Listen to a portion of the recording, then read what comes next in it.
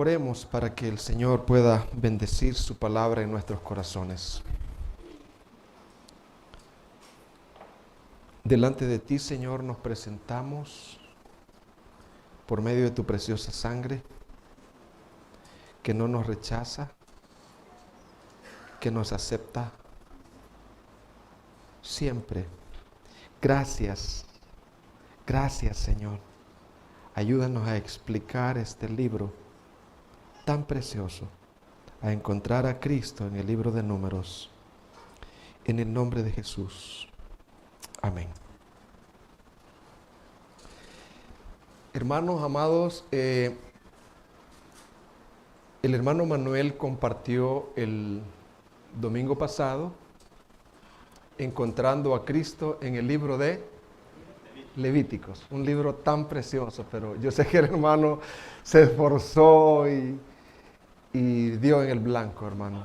Yo pude saborear ese mensaje, encontrando a Cristo en el libro de Levíticos, y sé que ustedes no va a ser lo mismo cuando lean Levíticos, ahí van a ver eso.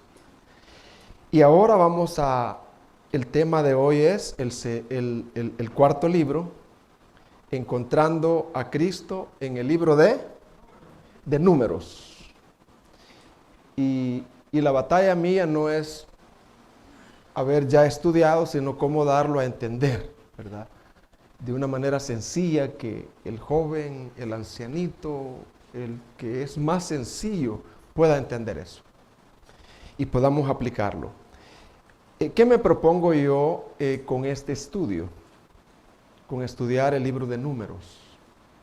Bueno, que al final de este mensaje podamos comprender que el libro de Levíticos apunta a Cristo. Que la hermana Cándida pueda entender que en el libro de Levíticos podemos encontrar a Cristo. ¿Verdad, hermana? Ahí está la hermana oyendo. Y que todos acá, porque así dice la Biblia. En Juan 5:46, mire lo que dice en Juan 5:46. La Biblia no trata de otra cosa. El tema central es el hilo carmesí, Jesucristo. Mire cómo dice ahí. Porque si creyeses a Moisés, está hablando de, cuando habla de Moisés, está hablando de Génesis, Éxodo, Levítico, Número y Deuteronomio, del Pentateuco.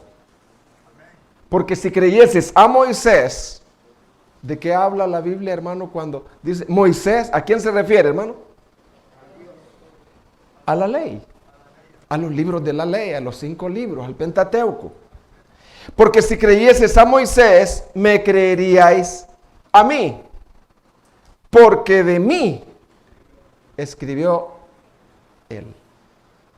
Así que Moisés, en el libro de Números, escribió de Jesucristo.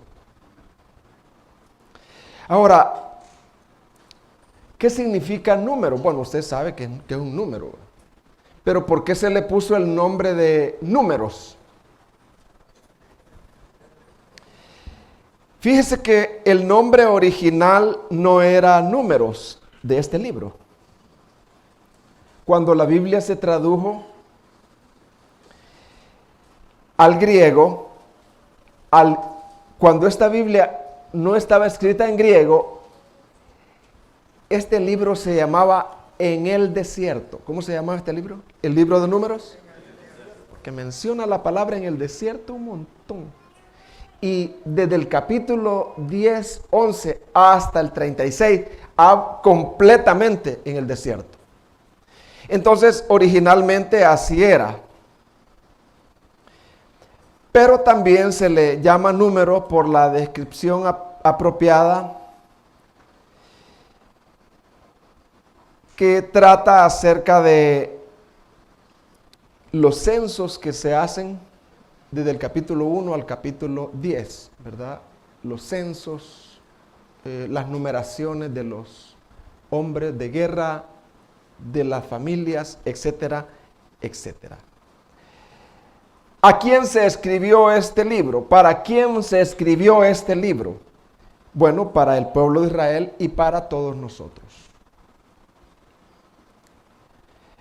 Ahora, vamos a dar un repaso antes de mencionar de qué trata esencialmente el libro de Números. Yo quiero darme a entender en esto. Vamos a dar como un pequeño repaso desde Génesis hasta Levíticos para introducir de qué trata el libro de Números. Recuerdan, hermanos, que en Génesis significa origen. ¿Qué significa Génesis? En Génesis, del 1 al 11, está el origen de la caída. Ahí vamos a encontrar cómo Adán y Eva cayeron, cómo Adán rechazó a Dios. Pero en el capítulo 3, versículo 15, Dios da una promesa en medio de la caída. Y Dios dice, va a haber un descendiente de Eva que va a aplastar el trono de Satanás.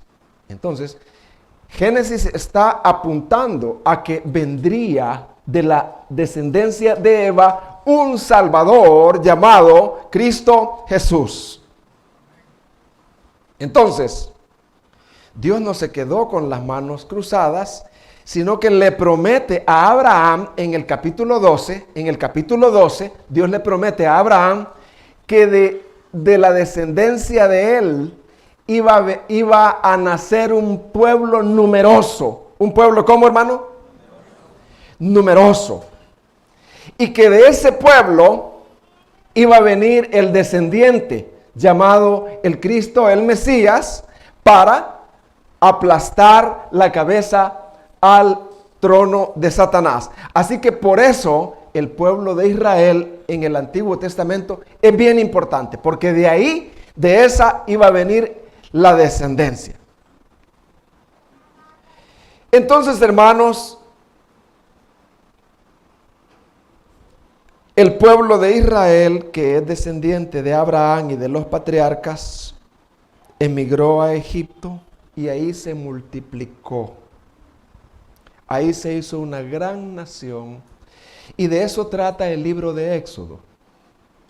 A razón de que ellos eran esclavos ahí, el libro de Éxodo trata de la liberación del pueblo. ¿Por qué quiere Dios librar al pueblo? ¿Por amor al pueblo? Sí, pero ¿por amor a quién? Por amor a los intereses que Dios tenía ahí. Por amor al descendiente que de ahí iba a nacer. Entonces Dios quiere y Dios libera al pueblo, lo saca de Egipto y luego lo lleva por el desierto.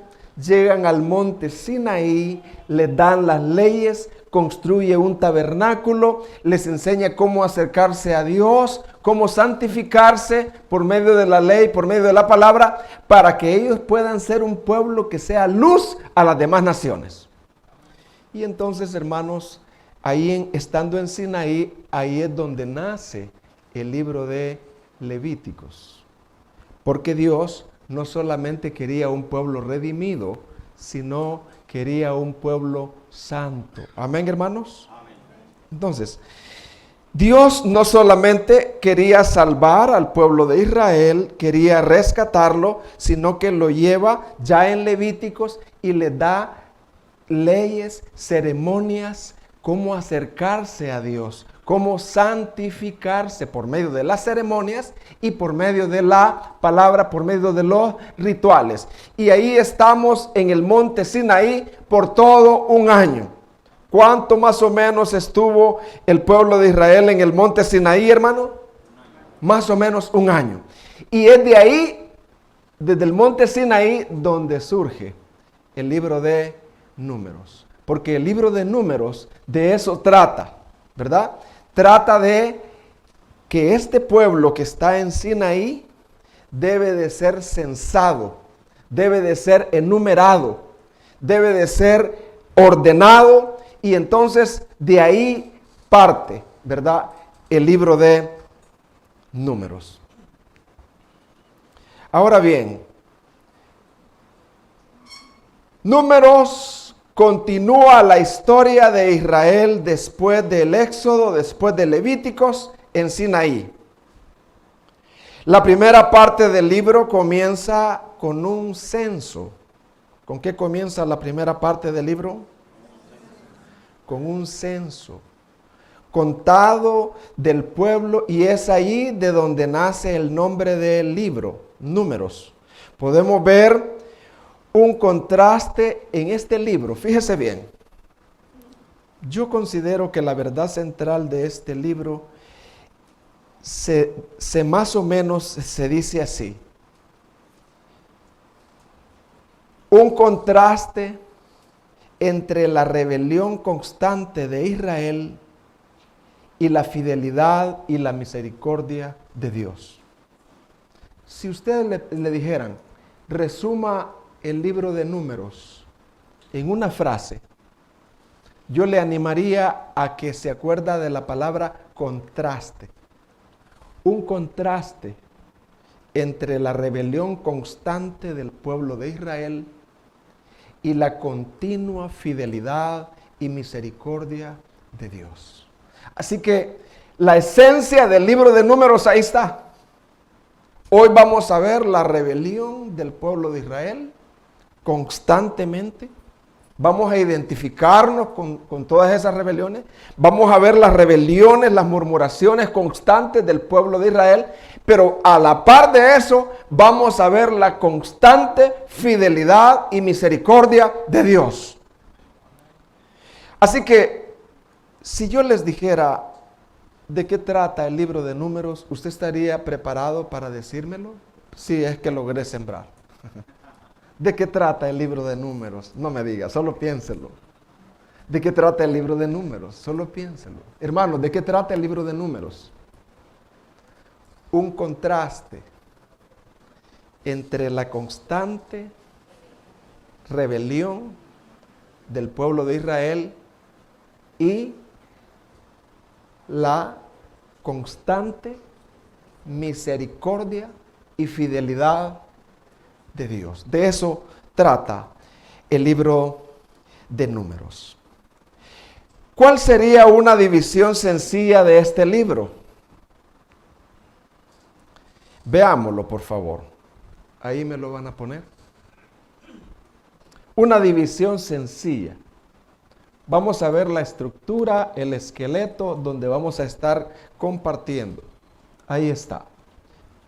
Fíjese bien, hasta ahí déjenlo. La primera división que yo encuentro en el libro de Números, para cuando usted lo lea, cuando usted se anime a leerlo, y lea esa parte. Desde el capítulo 1 al capítulo 10, ¿de qué trata, hermano? Censo y preparación del pueblo para el viaje a través del desierto de Parán. De eso trata. Israel está en Sinaí, pero tiene que avanzar. Y entonces, mire lo que dice en Números, capítulo 1, versículo 1 al 3. Dice, veamos el otro. La otra división, por favor. Desde el capítulo 10 al capítulo 22, el pueblo marcha desde el desierto del Sinaí hasta los llanos de Moab. Y ahí la cosa se pone difícil. Ahí es donde se pone difícil. Y entonces, la división número 3, veámosla por favor, es del capítulo 22 al 36, el pueblo en las mismas barbas de Canaán.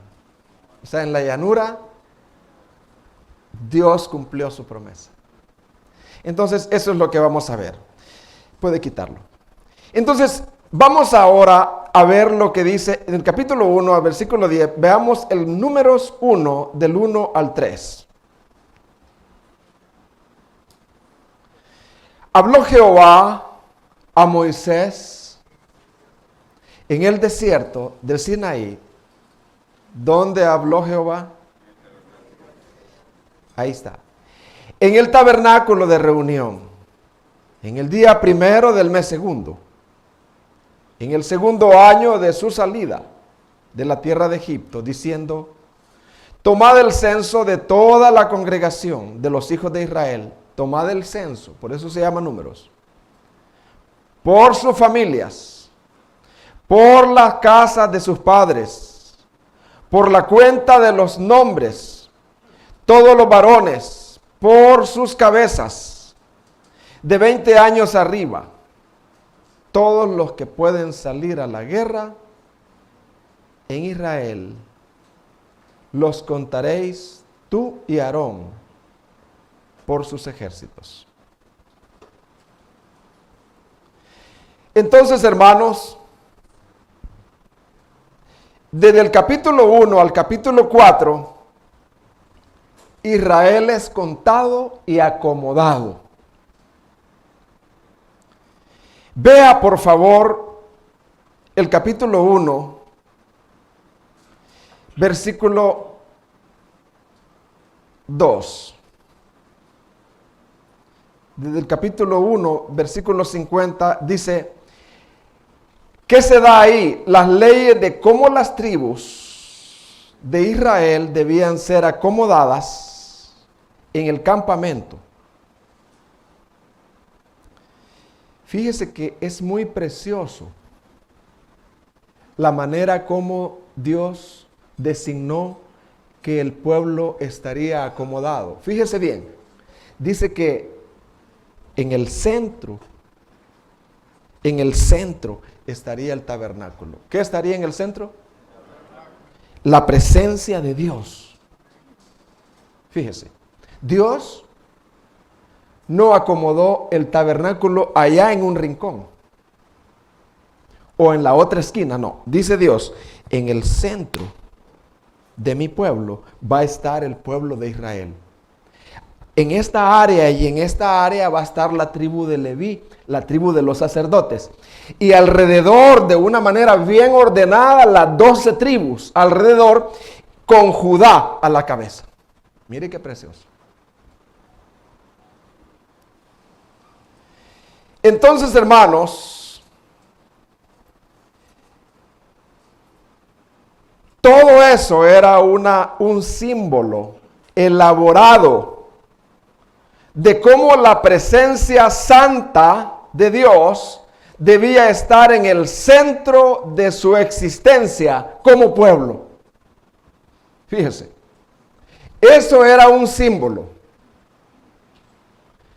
de cómo la presencia de Dios debía de estar en la existencia y en la vida del pueblo. ¿Se entiende, hermano? Ahora, desde el capítulo 5 al 10 hay leyes de pureza. Si la presencia de Dios estaría en medio de ellos, debían hacer ellos el esfuerzo para que el campamento fuera un lugar puro. Un ambiente que honre la santidad de Dios. Y en el capítulo 10, la presencia de Dios se levanta del tabernáculo como guía. Ahora, yo quiero dar unas aplicaciones para no hablar tanto de esto y de esto y de esto, sino aplicándolo a nuestra vida. Hermanos, desde el capítulo 1 al capítulo 10, Israel no tuvo ningún problema. Era acomodamiento, eran censos, etcétera, etcétera. Todo el pueblo se veía bien bonito, así como nos vemos todos nosotros aquí. Muy lindos los de este grupo, muy lindos los de este grupo. Miren qué grupo tan lindo, qué hermanos tan santos. Todo era bien. ¿Sabe por qué no surgía el pecado? El pecado ya estaba dentro. Pero ¿sabe por qué no se manifestaba? Porque no habían circunstancias.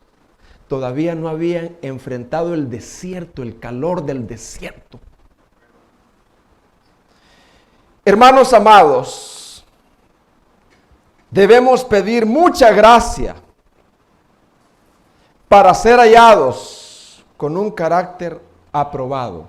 Debemos pedir, ¿qué, hermano?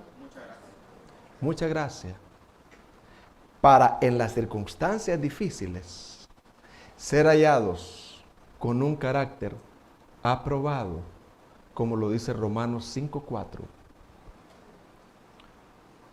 En el momento de la prueba es donde se ve el carácter verdadero de la persona. Si ese carácter ya ha sido moldeado a la imagen de Cristo o no. Yo les desconozco a ustedes y ustedes me desconocen a mí. ¿Dónde es que nos conocemos? ¿Quiénes somos? Cuando chisporrotean las yunques. Ahí nos vemos de qué somos capaces. Ahora, otra aplicación.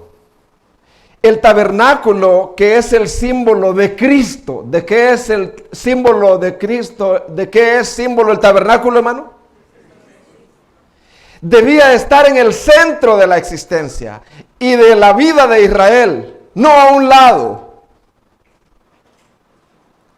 ¿Qué te ministra eso, hermano?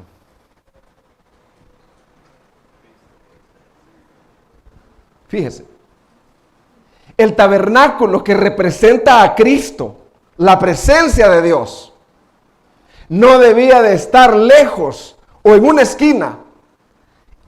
Debía de estar como centro de la existencia de Israel. ¿Qué te ministra eso? Tú como joven, como jovencita, ¿qué te ministra eso? ¿Será que somos religiosos acá? Y cuando vamos allá, ¿cómo somos? O sea, ¿será que no estamos conscientes que el ojo de Cristo no está ahí? Que la presencia de Dios está ahí cuando estamos a punto de murmurar, a punto de criticar, a punto de hacer cualquier cosa que hacen los impíos. ¿Será que estamos conscientes que nuestra religión va con nosotros? Y me acuerdo un compañero y yo maté un animalito, no sé, o lo golpeé. Y me dijo el compañero, ¿y no te acordaste de la religión? Vos me dijo. ¿No te acordaste de la religión? Me dijo, porque yo les había dicho que era cristiano. Y él me dijo, ¿y no te acordaste de la religión? El tabernáculo debía estar en el centro. En el centro de la existencia. Hermanos, ¿estamos aprendiendo algo en números? Vea qué precioso el libro de Números, hermana Cándida. Hermano Salvador, ¿verdad que está excelente este libro? Es rico. Lo vamos entendiendo, hermano Esteban. Lo vamos a aplicar también. Y usted y yo, y todos. Amén, hermanos. De eso se trata. Ahora, aquí vienen las malas noticias. Vamos a enfrentarnos ahorita al capítulo 11, donde comienza la rebelión y el descontento. Tantito ellos habían salido. ¿De dónde habían salido, hermano? De Sinaí. Ya estaban censados, ya arreglaron el tabernáculo y la nube se movió. Hay que moverse. Poquito habían avanzado cuando surge lo que vamos a leer. La rebelión y el descontento. Números capítulo 11, versículo 1 al 6. Y yo quiero, hermanos, que por favor usted no vea solo al pueblo de Israel. Yo quiero que usted quite el nombre de Israel y se ponga usted. Yo también lo voy a hacer. Porque eso es lo que somos. Aconteció que el pueblo se quejó a oídos de Jehová. Y lo oyó Jehová y ardió su ira. Y se encendió en ellos fuego de Jehová y consumió uno de los extremos del campamento Entonces el pueblo clamó a Moisés. Y Moisés oró a Jehová. Y el fuego se extinguió. Llamó a aquel lugar Tabera, que quiere decir incendio, porque el fuego de Jehová se encendió en ellos. Y la gente extranjera que se mezcló con ellos tuvo un vivo deseo, o sea, codiciaron. Y los hijos de Israel también volvieron a llorar y dijeron, se contaminaron. ¿Quién nos diera a comer carne? Nos acordamos del pescado que comíamos en Egipto, de balde, de los pepinos, los melones, los puerros, las cebollas y los ajos. Y ahora nuestra alma se seca, pues nada, sino este maná, con desprecio, ven nuestros ojos. ¿Sabe qué les había dado Dios para sustentarles? Maná. Pero ellos no estaban satisfechos. ¿Y sabe de dónde venía el maná? Era comida real. Y entonces ellos, el problema no era el maná. El problema era el corazón. Hermanos, ¿qué tiene usted que no ha recibido? Hermano, si Dios nos quita todo lo que nos ha dado, no tenemos nada, no nos quedamos ni con un ojo. Todo lo que tenemos. Hermanos, Dios no nos debe nada. ¿Sabe lo que merecemos, hermano? Es el infierno. Y como dice R.C. Sproul, si algún día, dice, yo muriera, dice él, y me encontrara en la llama del infierno, yo no tendría ninguna objeción contra Dios. Porque yo he ofendido tanto la santidad de Dios. Yo no podría decirle, ¿y por qué me enviaste aquí? Mira, no, yo he ofendido tanto la santidad de Dios, que no podría tener una objeción. Hermanos, el corazón insatisfecho es tremendo. Pero miren, hermanos, la cosa se complica más. La rebelión se incrementa. María y Aarón, que eran los hermanitos en carne de Moisés, se les ocurre en su lindo corazón criticar a Moisés. Hermano, Moisés era el hombre más manso de la tierra. ¿Quién era Moisés, hermano? Y él tenía derecho. Su esposa Séfora murió. Él tenía derecho a casarse con otra. Se casó con una mujer cusita, con una egipcia. Y se casó. Entonces, pero no era ese el punto.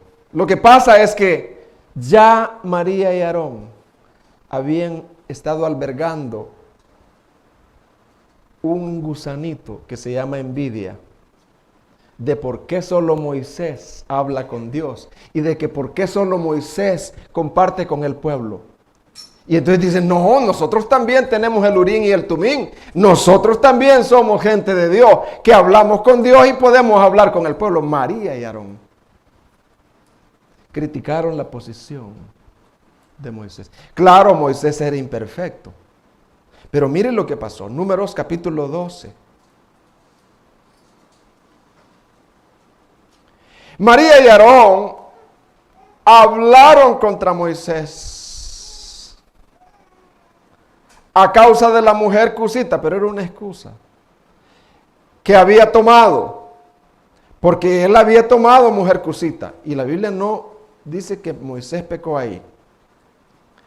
Pero miren lo que dijeron ellos. ¿Para qué tomó esta mujer cusita? No. Miren lo que dijeron ellos, lo que había en el corazón de ellos. Y dijeron, ¿solamente por Moisés ha hablado Jehová? ¿No ha hablado también por nosotros? ¿Y qué dice, hermano? Note bien que la murmuración anterior también la oyó Jehová. Y la oyó Jehová. Y aquí está el currículum de Moisés. ¿Qué dice sobre el currículum de Moisés, hermano? Versículo 3. Y aquel varón Moisés era, como dice, hermanos, muy manso. En Moisés había un carácter, hermano, ya. Más que todos los hombres que habían sobre la tierra. El pueblo, María y Aarón, se estaban enfrentando y estaban criticando a la autoridad de Dios. Y Dios lo oyó.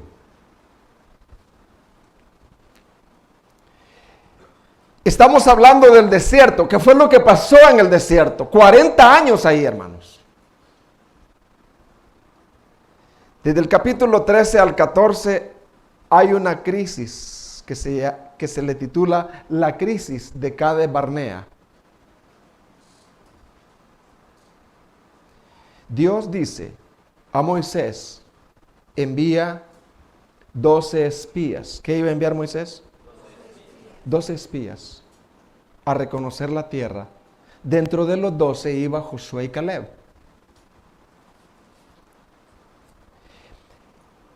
Y entonces, ¿qué pasó cuando ellos, fíjense que a espiar la tierra que ya Dios les había entregado? No era espiar la tierra si fuera posible conquistarla, no. Según la palabra, era una tierra ya conquistada. ¿Cómo estaba la tierra ya, hermano? O sea, no era que... ¿entiendes? Es como esta iglesia. Esta es una iglesia, ¿o no, hermano? Aquí hay redimidos. Esta iglesia va a prevalecer, hermanos. Vengan poquito, vengan 2, vengan 100, vengan 1000. Esta es una iglesia del Señor. Nadie la puede destruir. Porque Dios ha prometido que las puertas del infierno no prevalecerán contra ella. La iglesia va a prevalecer. Usted puede hacer lo que quiera aquí. Usted puede decir lo que quiera aquí. Pero la iglesia va a permanecer. Y los líderes genuinos van a permanecer. Porque han sido puestos por Dios. Pero miren lo que pasó ahí. Números 13:31. Mas los varones que subieron con él dijeron: no podremos subir contra este pueblo, porque es más fuerte que nosotros. Y hablaron mal entre los hijos de Israel, conforme a su corazón, de la tierra que habían reconocido, diciendo: la tierra por donde pasamos para reconocerla es tierra que traga a sus moradores. Y todo el pueblo que vimos en medio de ella son hombres de grandes estaturas. También vimos ahí gigantes, hijos de Anac, raza de los gigantes. Y éramos nosotros, a nuestro parecer, como langostas. Y así le parecíamos a ellos. Números 14. Entonces toda la congregación, mire, fue contaminada. Gritó. Fue contaminada por los 10 príncipes. Sí, 14:1. Entonces toda la congregación gritó y dio voces, y el pueblo lloró aquella noche. Y se quejaron contra Moisés. ¿Contra quién se quejaron, hermano? El blanco. Y contra Aarón, todos los hijos de Israel. Y les dijo toda la multitud: ojalá muriéramos, Moisés, en la tierra de Egipto, o en este desierto, ojalá muriéramos. ¡Qué desgracia, Moisés!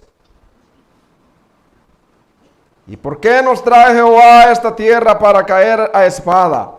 Y que nuestras mujeres, nuestros niños sean por presa. ¿No nos sería mejor volvernos a Egipto, Moisés? Y decía el uno al otro: designemos un capitán, hombre, y volvámonos a Egipto. Si este Moisés es aguado, hombre. No se mueve. Él tiene la culpa. Y entonces Moisés y Aarón, ¿qué pasó, hermanos? Mire qué humildad. Pelearon ahí contra ellos, ¿verdad? Sacaron sus derechos. No. Se postraron. Es que Moisés había aprendido a pelear. Se postraron sobre sus rostros delante de toda la multitud de la congregación de los hijos de Israel. Entonces toda la multitud, ya no, aún postrados, habló de qué, hermano? De apedrearlos. ¿Qué le parece, hermano? ¿Usted es capaz de eso? No, yo no. Yo sí. Separado de Dios, yo soy capaz de cualquier cosa, hermano. Pero la gloria de Jehová se mostró en el tabernáculo de reunión a todos los hijos de Israel. Y Jehová dijo a Moisés, mire lo que dijo Dios. Jehová dijo a Moisés, ¿hasta cuándo me ha de irritar este pueblo? ¿Hasta cuándo no me creerán? Ahí está el problema, falta de fe, incredulidad. ¿Hasta cuándo no me creerán con todas las señales que he hecho en medio de ellos? Yo los heriré de mortandad y los destruiré, y a ti te pondré sobre gente más grande y más fuerte que ellos. Sí. ¿Sabe que Moisés intercede por el pueblo? ¿Quién intercedió, hermano? Pero ¿sabe quién ponía ese deseo de interceder en Moisés? Es que eso era sobrenatural, hermano. Si el pueblo, ahí lo que Moisés decía, exacto, Señor. Yo me aparto y acábatelo. Pero Moisés tenía el corazón de Dios. Tenía el corazón de Cristo. El Hijo del Hombre no ha venido a condenar al mundo, sino a... Oremos para que estos samaritanos sean destruidos. No, dijo Jesús. Ustedes no saben de qué espíritu son. Ustedes tuercen las escrituras al imitar a Elías en esto. Ahora, Dios tiene misericordia, pero no a expensas de su justicia. Dios tiene misericordia, pero no, ¿qué, hermano? Porque Dios es justo, siempre castiga. Si yo choco un carro y clamo al Dios y Dios me ayuda y me da paz, pero yo tengo que pagar eso. Y le digo al Señor, perdone, mire, perdone, sí, pero tiene que pagarme. Pero no tengo, no sé. Hay que pagar. Todo se paga. Cuando tú dices una palabra contra alguien, cuando tú hablas en voz bajita contra alguien, ¿sabe quién te está oyendo? Dios. Dios tiene misericordia, pero no a expensas de su justicia. Dios los sentencia. Ahí pone la sentencia. ¿Sabe cuál fue la sentencia? A vagar por el desierto 40 años. Y les da lo que ellos desean. No entrarán en la tierra prometida. Siempre andarán vagando. Y morirán, versículo 28 y 36. Esa generación de 600,000 y pico, todos hermanos, murieron. Todos murieron, excepto 3 personas: Moisés, Josué y Caleb. Y Dios levantó una nueva generación. De eso trata el libro de Deuteronomios. Porque en el libro de Deuteronomio ya no hay nadie de la generación antigua. Todos están muertos, perecieron en el desierto. Plaga, vagando. Hermano, el juicio de Dios vino. Por eso no se pierda el próximo domingo. Porque Deuteronomio significa la segunda ley. ¿Qué significa Deuteronomio? Moisés tiene que volver a enseñarles nuevamente toda la ley, repetirles la ley, pero ya no a los antiguos, sino a los nuevos. Y usted les dice, ustedes van a heredar, ustedes van a entrar. Hermano, pero, bueno, estos israelitas quizás aprendieron, ¿verdad? Del juicio de Dios. No, hermanos, no aprendieron. Se levanta otra rebelión, hermano. El capítulo 16 al 17 es la rebelión de Coré. ¿La rebelión de quién, hermano? El castigo del Señor no les hizo mella. La rebelión siguió en sus corazones. Números 16:1.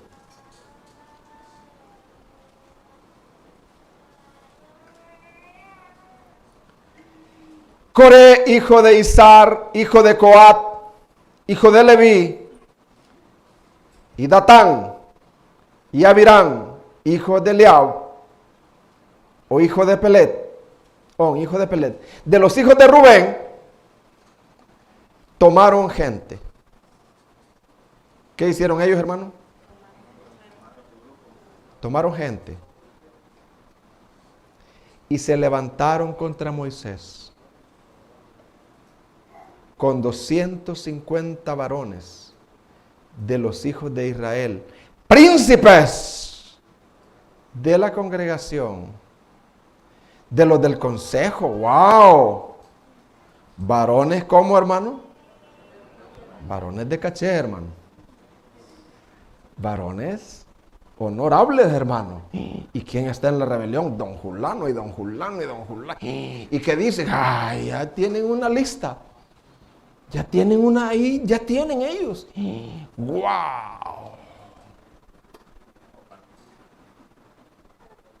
Varones de renombre, hermano. ¿Cuántos logró conquistar, hermano? Coré y Datán y Abirán. 250, hermano. Y se juntaron contra Moisés y Aarón. Y les dijeron, lograron conquistar a los mismos levitas. Basta ya de vosotros, ya no, Moisés, porque toda la congregación, todos ellos son santos, y en medio de ellos está Jehová. No, Moisés, aquí vamos a hacer una democracia, aquí vamos a hacer un nuevo gobierno de iglesia, aquí ya no vas a mandar, todos vamos a mandar aquí. ¿Qué les parece, hermano? Y todos son santos. Desde el último, el que viene, vamos a tomarle la palabra. Moisés ya no va a gobernar. ¿Por qué pues os levantáis vosotros sobre la congregación de Jehová? Está tremendo eso, hermano. Mejor sigamos. No voy a ser que nos contamine. Yo ya siento que me contamino ahí, que me uno a los 251. Yo soy capaz, hermano. Tengo material, hermano. Yo conozco a mi familia. ¿Sabe, hermano, cómo, y perdón que lo ofenda, sabe cómo puede usted saber lo pecador que usted es? Vea de quién desciende.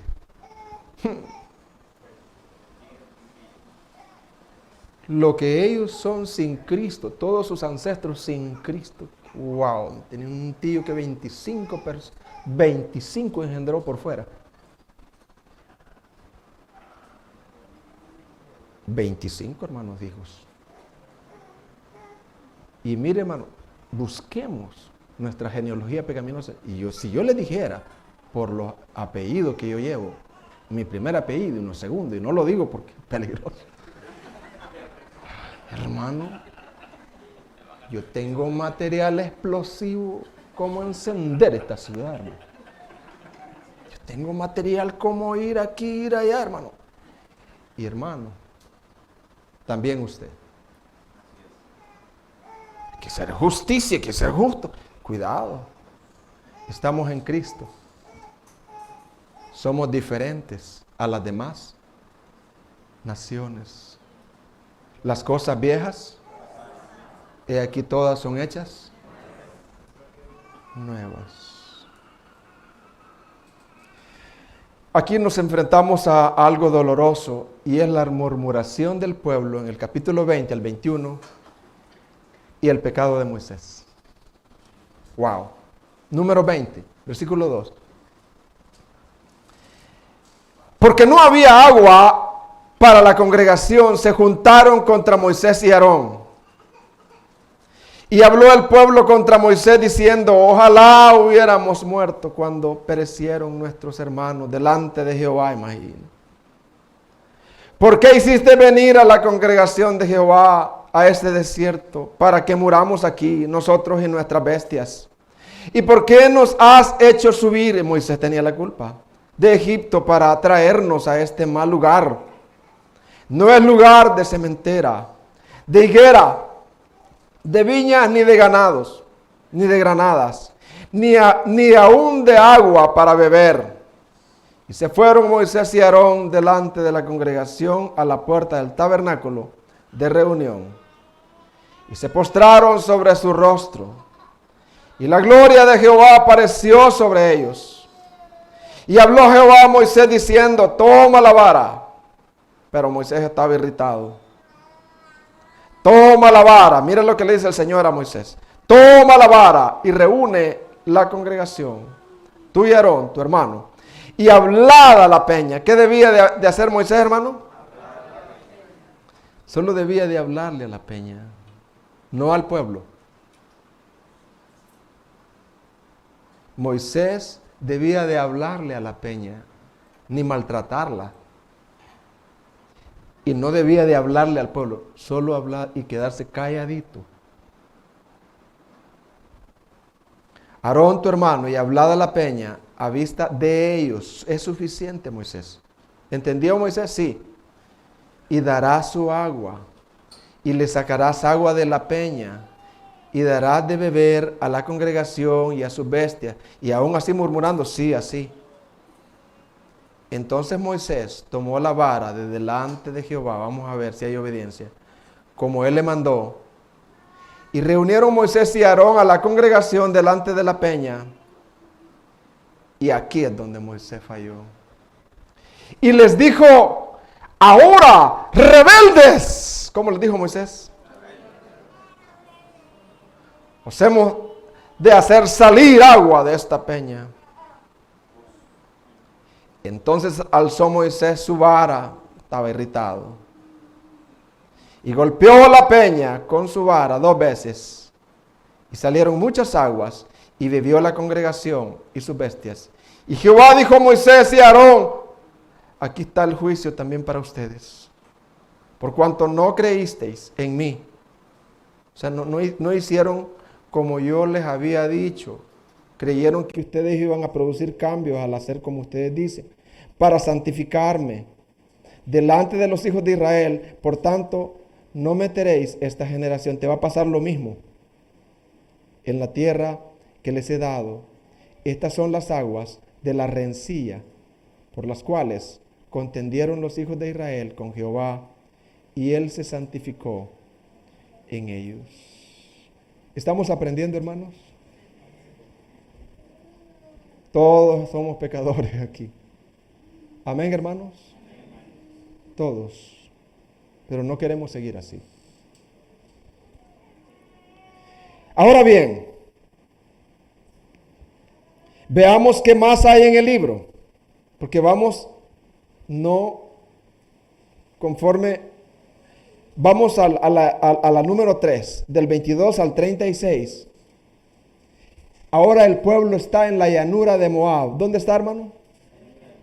En las meras barbas. Ya para entrar. Moab era parte de lo que ellos iban a conquistar. A vísperas. Y entonces, ahí sucede algo extraordinario que debemos de aprender. Ahí en Moab había un rey que se llamaba Balac. ¿Cómo se llamaba? Y cuando Balac vio todas las tribus de Israel, ¡wow! Dijo, y estos son los esclavitos de allá de Egipto. ¡Wow! Este pueblo me va a hacer triza, dijo. Ya sé, dijo. Hay un hechicero famoso que lo que él dice, ¡pa! Cuando él maldice. Entonces, hermanos, Balac contrata a un hechicero llamado Balaam para que maldiga a Israel. Hermano, se me olvidó cuál es la verdad central del libro de Números.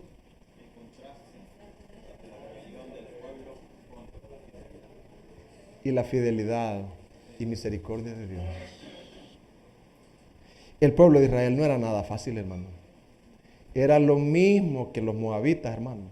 Lo mismo, del mismo material. Y miren lo que dice el capítulo 22, versículo 1.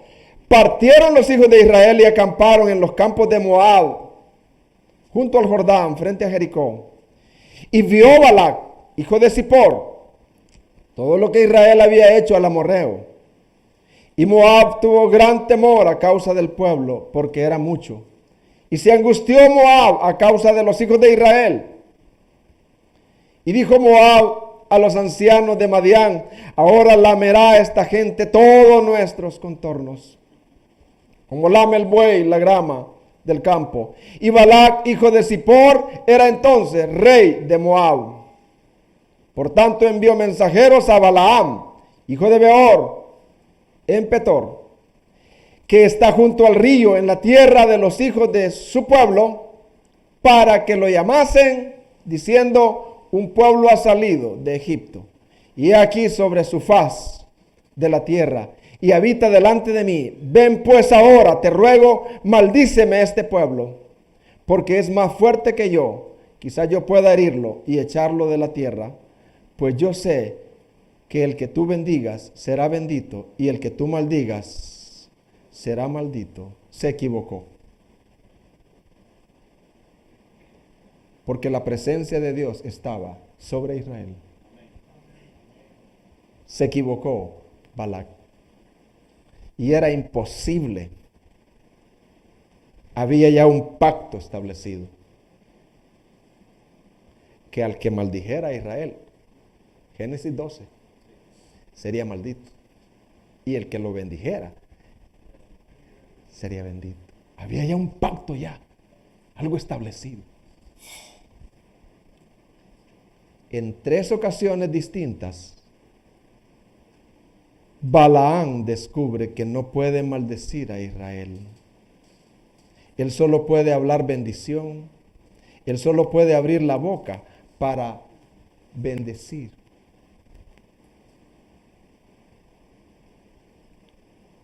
Dios había hecho un pacto con Abraham. Por ello, en la 4ª profecía o intento de Balaam, en vez de decir nada más, Dios le da una visión a Balaam sobre un rey israelita que vendría. Imagínense, en la 4ª visión, Dios le da una visión de un rey israelita que está hablando de David, pero está hablando de alguien mayor que David. Veamos por favor 24, 17 al 19. ¿Me lo puede poner por favor? Dice Balaam el hechicero. Imagine que Dios puede usar a un hechicero para profetizar. Lo veré, mas no ahora. Lo miraré, mas no de cerca. Saldrá estrella. Mire, de Jacob. ¿Qué iba a salir, hermano? Es la estrella de la mañana. Es el lucero que menciona Primera de Pedro, que alumbra nuestros corazones. Amén, hermano. Estrella de Jacob. De la descendencia de Jacob iba a venir una estrella, alguien que iba a iluminar, alumbrar a este mundo, alguien que iba a decir: yo soy la luz del mundo. Estrella de Jacob. Y se levantará cetro en Israel, un trono. Él va a gobernar y herirá las simieses, las sienes de Moab, y destruirá a todos los hijos de Set. Sigamos. Será tomada Edom, será también tomada Seir por sus enemigos. e Israel se portará varonilmente. Hermanos, reflexionemos sobre este acontecimiento. ¿En qué lugar, hermano? En la llanura de Moab. Reflexionemos qué sucedió ahí, para que tal vez si esto nos confronta, esta gracia nos confronta, porque ese es el himno que vamos a cantar al final, y cantamos. En el recorrido del libro, hasta aquí, las historias de rebelión en el desierto se han amontonado una sobre otra. Amén, hermanos. Poniéndose cada vez peor. Y aunque Dios trae actos parciales de juicio, también continúa mostrándoles misericordia y proveyéndoles comida, agua en el camino. ¿Le suspendió Dios agua, carne? ¿Le suspendió Dios? No. Los castigó, sí, pero no les suspendió. Siempre les proveyó. ¿Les dio protección Dios? Sí, les proveyó protección. Y la historia de Balaam muestra la gracia de Dios de una manera resplandeciente. ¿Qué muestra la historia de Balaam, hermano? La gracia de Dios de una manera resplandeciente. Porque ahí está Israel en el campamento murmurando. ¿Qué está haciendo Israel abajo, hermano? Fíjese, mientras Dios está deteniendo a Balac y a Balaam y trabajando en ellos para que no maldigan a Israel, ¿qué está haciendo abajo el pueblo de Israel, hermano? Murmurando, quejándose, rebelándose. ¿Puede ver usted el contraste entre la rebelión constante y la gracia y la misericordia de Dios constante? Israel está rebelándose, pero en lo alto de la montaña Dios lo está protegiendo y bendiciendo. Y este contraste entre la rebelión de Israel en el desierto y la fidelidad de Dios lo hace resaltar el carácter de Dios. ¿Hace resaltar qué, hermano? El carácter de Dios. Para las generaciones postreras de Israel, esto sirve como advertencia, como lo dice el pasaje de Números. Jehová, tardo para la ira y grande en misericordia, que perdona la iniquidad y la rebelión, aunque de ningún modo tendrá por inocente al culpable.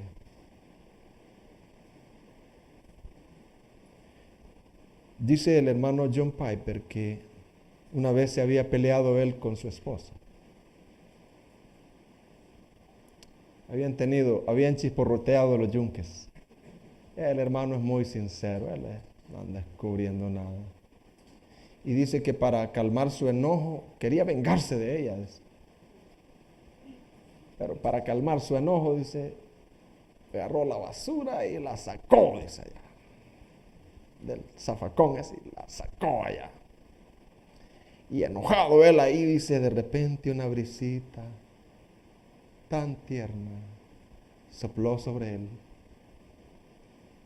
Y ahí él fue sensible al Señor. Como que si el Señor le dijera, mira cómo está tu corazón, pero mira cómo soy yo contigo. Te doy esta brisa fresca y te pega en la frente. Esa es mi misericordia.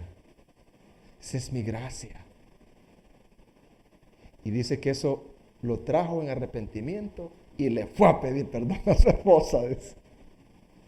Porque esa gracia manifestada en un corazón rebelde,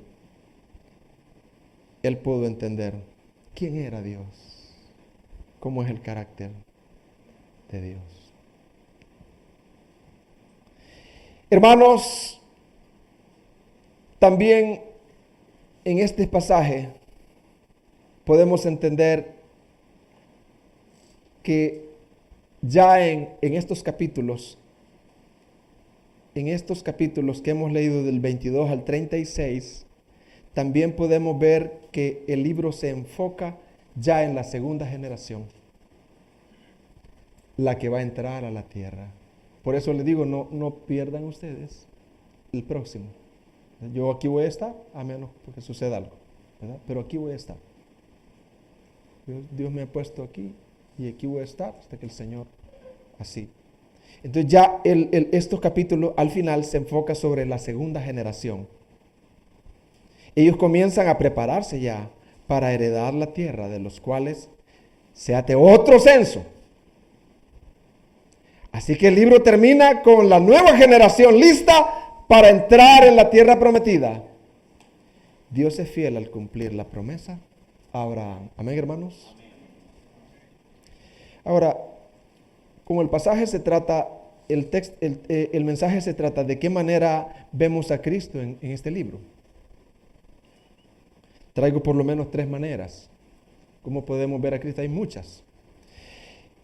¿Cómo vemos a Cristo aquí, hermanos? ¿Dónde está el Evangelio aquí? ¿Dónde está Cristo en números? Bueno,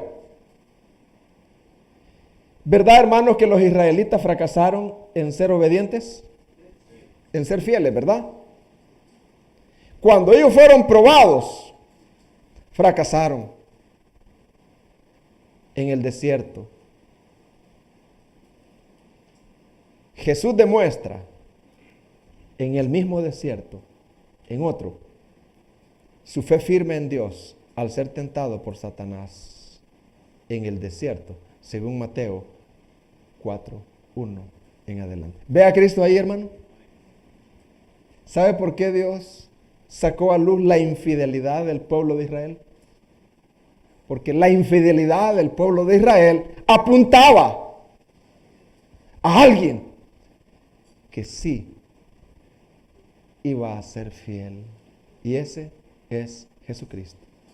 En otro desierto, por lo menos. Pero ahí en ese otro desierto, Jesús dijo, pues aquí está la simiente prometida. Todos los Adanes, los Abrahames, los Moiséses han fallado. Entonces, ¿a quién apuntan ellos?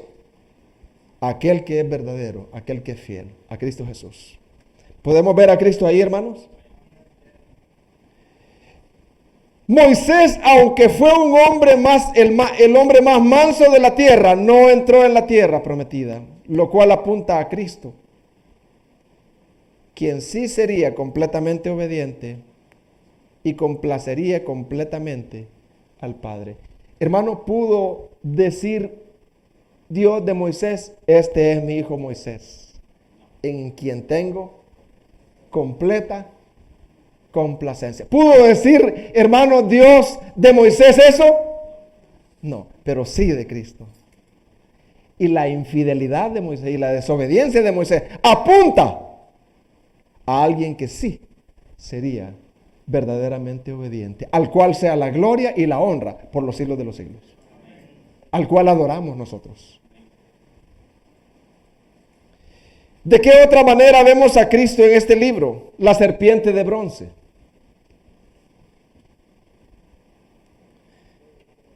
Fíjese que la serpiente de bronce es tipo de Cristo, que el pecador al mirarlo a Él y poner su fe en Él es salvo. Fíjese lo que dice en Números 21:4 al 9. Después partieron del monte de Hor, camino del Mar Rojo, para rodear la tierra de Edom. Y se desanimó el pueblo por el camino. Y habló el pueblo contra Dios y contra Moisés. ¿Por qué nos hiciste subir de Egipto? ¿Para que muramos en este desierto? Pues no hay pan ni agua, y nuestra alma tiene fastidio de este pan tan liviano. Y aquí está el juicio. Jehová envió entre el pueblo serpientes ardientes que mordían al pueblo. Y murió mucho pueblo. ¿Qué envió Jehová, hermano? Serpientes. Entonces el pueblo vino a Moisés y dijo, hemos pecado por haber hablado contra Jehová y contra ti. Ruega a Jehová que quite de nosotros estas serpientes. Y Moisés oró por el pueblo. Y Jehová dijo a Moisés, no. Aquí vamos a hacer otra cosa. hazte una serpiente ardiente en un asta y ponla sobre un asta.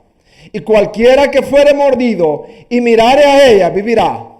Y Moisés hizo una serpiente de bronce y la puso sobre un asta. Y cuando alguna serpiente mordía a alguno, miraba a la serpiente de bronce y vivía. Y mire lo que dice Juan 3:14. Y como Moisés levantó la serpiente en el desierto, así es necesario que el Hijo del Hombre sea levantado, para que todo aquel que en él cree no se pierda, mas tenga vida eterna. ¿Puede ver a Cristo ahí en la serpiente de bronce? ¿Verdad? Que todo el que miraba a la serpiente era sanado por haber pecado. Y ahora en día eso significa que todo pecador, incluso de los que están acá, no reconciliados, que están lejos de Dios, pero si vienen en arrepentimiento y fe y ponen su mirada, su fe en el Hijo de Dios, Él les va a perdonar sus pecados, va a traer paz.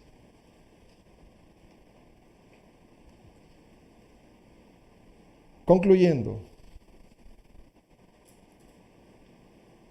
¿hemos aprendido algo del libro de Números, hermanos? En el libro de Números, a través del ejemplo de las generaciones israelitas, encontramos un fuerte llamamiento sobre la importancia de cultivar una vida de santidad y obediencia a Dios en todas las áreas de nuestra vida. En todo el peregrinar del pueblo de Israel en Números, encontramos un fuerte llamamiento para nosotros. ¿Para qué, hermano? Para cultivar una vida de santidad, una vida de obediencia a Dios en todas las áreas de nuestra vida. Es bien fácil venir los domingos, pero el propósito no solo es ese. El propósito es que usted cultive, y yo, una vida de obediencia al hablar, al no murmurar, al no codiciar, al no idolatrar. Ese es uno de los propósitos del libro de Números, un fuerte llamamiento. Y eso lo confirma el apóstol Pablo en 1 Corintios 10, del versículo 6 en adelante. Dice, mas estas cosas sucedieron como ejemplo para nosotros, para que no codiciemos cosas malas. A ellos no les bastó el maná, querían carne. Usted y yo no estamos satisfechos muchas veces con cosas que Dios nos ha dado. Queremos algo más. Cuidado.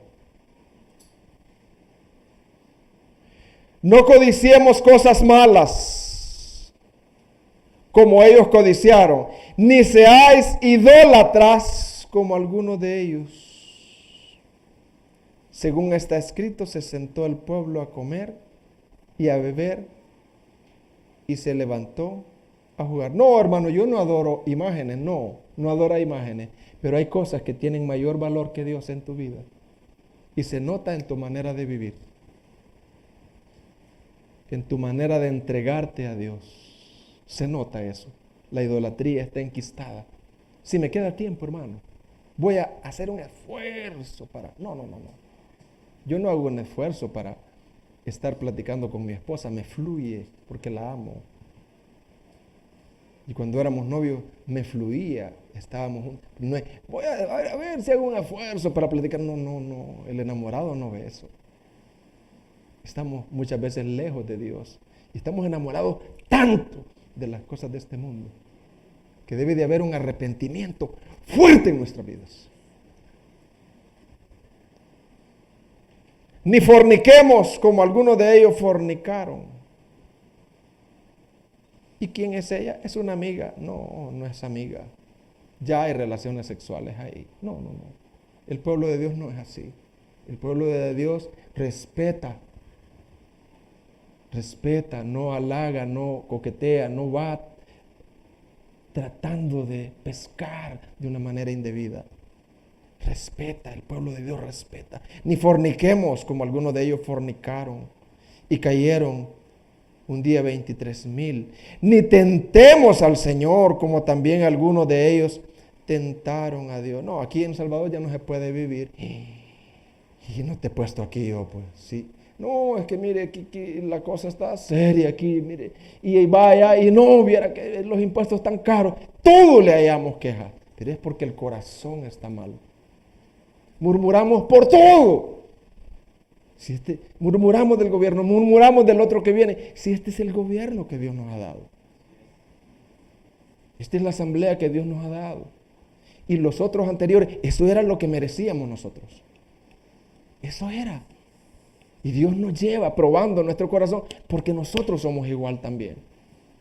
En nuestra manera de vivir, en nuestra manera de murmurar, en nuestra manera de irrespetar a las autoridades. Así somos nosotros. Por eso el humilde lo pone en su corazón. Y el humilde cuando ve un borracho, un bolo, un mujeriego y dice, ese es el hermano Job, si no fuera la gracia de Dios. Y lo ve con compasión. No dice, uy. No. El manso y humilde dice, yo soy de ese mismo material. Y yo a quien debo de criticar es a mí. A quien debo de criticar es la manera de gobernar yo a mi familia. Yo a quien debo de sacarle los trapos al sol es a mí. Ese es una persona humilde de corazón. Ni murmuréis como algunos de ellos murmuraron y perecieron por el destructor. Y estas cosas les acontecieron como ejemplo y están escritas para amonestarnos a nosotros, a quienes han alcanzado los fines de los siglos. Así que el que piensa estar firme, mire que no caiga. El que piensa estar firme de nosotros, mire que no caiga. Que aunque hemos disfrutado de la presencia de Dios, aunque Dios nos ha bendecido, eso no basta para no caer. Tenemos que estar precavidos porque hay un remanente de pecado que está alerta para morder. No os ha sobrevenido, pero aquí está la solución. No os ha sobrevenido ninguna tentación que no sea humana, pero fiel es Dios, que no dejará ser tentados más de lo que podéis resistir, sino que dará también juntamente con la tentación la salida, para que podáis soportar. ¿Sabe que Dios en medio de la murmuración nos da una salida? Cuando estamos impulsados para criticar como la serpiente quiere morder y queremos criticar, Dios nos da una salida. Y es su gracia. Cuando queremos rebelarnos, no nos gusta y queremos, Dios nos da la salida, su gracia. Clama a mí, dice, y yo te responderé. Cuando queremos actuar como el mundo actúa pecaminosamente, hay una salida. Dios nos da su gracia para que digamos, no, Señor, todo me es lícito, pero no todo. Yo no voy a seguir el camino del mundo. Yo soy un pueblo escogido, santificado, imperfecto todavía, pero soy del Señor. ¿Por qué es importante el libro de Números? ¿Por qué es importante? Este pueblo rebelde, idólatra, desagradecido, es la iglesia de hoy, tú y yo, donde constantemente nos olvidamos de Dios y de sus bendiciones en Cristo. Constantemente menospreciamos el maná en nuestras vidas, que es Cristo. Constantemente murmuramos, nos rebelamos contra las autoridades imperfectas que Dios ha puesto. Nos mordemos unos con otros. Pensamos que el hermano no nos oye, pero Dios sí nos está oyendo. Hermanos, esforcémonos por guardar la obediencia en Dios. Necesitamos la gracia. ¿Qué necesitamos, hermano? La gracia y la misericordia de Dios todos los días, obrando en nuestra vida por medio de su Santo Espíritu. En lugar de quejarnos, de murmurar en contra de Dios, de dudar de Él y de irnos en pos de otros dioses, mejor busquémosle, ya que podemos entrar confiadamente al trono de la gracia para encontrar oportuno socorro. En lugar de murmurar, hermanos, y rebelarnos en contra de Dios, busquemos su gracia. ¿Busquemos qué, hermano? Su gracia, la cual nos permite soportar las pruebas. Y huyamos de la idolatría. Según de Timoteo 2:1 dice, tú pues, hijo mío, fortalécete en la gracia que hay en Cristo Jesús. Este es el mensaje imperfecto, pero es el mensaje de Dios que Dios me dio en el libro de Números. Pongámonos en pie.